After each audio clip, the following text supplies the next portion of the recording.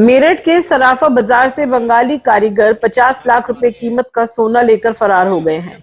पिछले 3 दिनों से कारीगरों की दुकान मोबाइल बंद है। उनका कोई पता नहीं चल रहा। कारीगर सोने के जेवर पर मीनाकारी का काम करते थे। इसी काम के लिए ऑर्डर पर गहने लिए गए थे, जिन्हें लेकर कारीगर फरार हो गए। सराफा कारोबारियों ने दिल्ली गेट थाने में शिकायत दर्ज कराई है। मेरठ बुलियन ट्रेडर्स एसोसिएशन के महामंत्री विजयानंद अग्रवाल ने बताया कि सराफा बाजार में आशीष और अशोक नामक सराफा कारोबारी हैं। यही बाजार में शफीकुर और उसका बेटा नौशाद अपने साथियों के साथ मिलकर जेवर पर मीनाकारी का काम करते हैं। गोपाल मार्केट में इनकी दुकान है। यहीं पर ज्वेलर से जेवर लेकर ऑर्डर पर उसे मीनाकारी से सजाते हैं। लगभग 4 दिन पहले नौशाद, शफीकुर ने आशीष और अशोक, 2 सराफा कारोबारियों से लगभग 50 लाख रुपए कीमत की गोल्ड ज्वेलरी ऑर्डर पर ली थी। ज्वेलरी पर रंगाई होनी थी, लेकिन 2 दिनों से कारीगरों का फोन बंद जा रहा है। दुकान भी बंद है। ये लोग बंगाली कारीगर हैं। दुकान मोबाइल बंद होने पर जब उनसे जुड़े दूसरे कारीगरों से संपर्क किया तो 3 कारीगर और गायब मिले हैं। पता चला कि शफीकुर की मां की मौत हो गई है। वो बंगाल अपने घर गया है, लेकिन लगातार फोन बंद और दुकान बंद रहने से उनके भागने का शक हुआ। अब इन कारीगरों का कहीं पता नहीं चल रहा। ये अपने घर बंगाल भी नहीं है। मां की मौत की सूचना भी फर्जी थी। ये कारीगर जेवर लेकर फरार हो गए हैं। सराफा कारोबारियों ने कहा कि 1000 कारीगरों का हम वेरिफिकेशन करा चुके हैं, लेकिन हमारे पास कानूनी अधिकार नहीं है। हमें पुलिस प्रशासन की मदद चाहिए। वो कारीगरों के वेरिफिकेशन में हमारी मदद करें। आज हमारे मेरठ बुलियन ट्रेडर्स एसोसिएशन के अध्यक्ष जी प्रदीप जी और माननीय और सदस्यगण आए हैं। हमारी सराफा व्यापारी है आशीष जी, आशीष वर्मा जी और एक अशोक जी।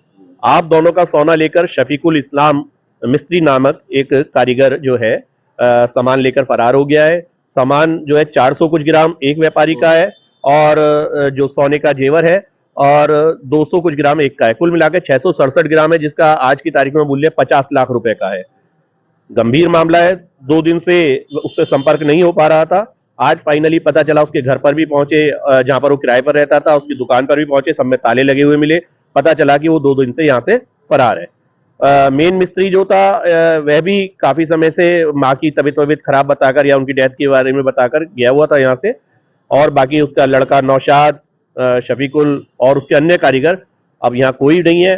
और हमारा जो आभूषण है हमारे व्यापारियों के, दोनों व्यापारियों के, वो नहीं मिले। और भी व्यापारियों का सामान हो सकता है। अभी तक हमारे संपर्क में केवल आशीष जी और अशोक जी, ये 2 लोग आए। कारीगर प्रॉपर रहने वाले कहाँ के हैं?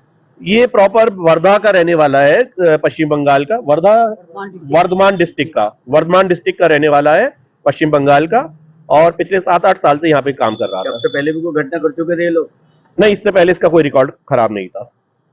जैसे कि आए दिन इसमें सराफे के अंदर ऐसे मामले आते रहते हैं। आए दिन सराफे के अंदर ऐसे मामले लगातार आ रहे हैं और हम इसमें आपके माध्यम से उत्तर प्रदेश सरकार से भी, स्थानीय प्रशासन से भी निवेदन करेंगे कि जो खराब लोग हैं उन्हें चिन्हित करें, उनका एड्रेस वेरिफिकेशन करें और हमारी पूरी मदद करें। अगर भारत के किसी भी कोने में अपराधी हमारा सोना लेकर भाग रहा है और खुलेआम वहां पर जाकर पश्चिम बंगाल में ये कहता है कि जी मेरे से लिया जाए तो तुमसे ले लो, वहां की जो पंचायत है, स्थानीय पंचायत है, वो उस अपराधी को सपोर्ट करती है कुछ ना कुछ परसेंटेज लेके। तो क्या एसोसिएशन वेरिफिकेशन नहीं कराती क्या?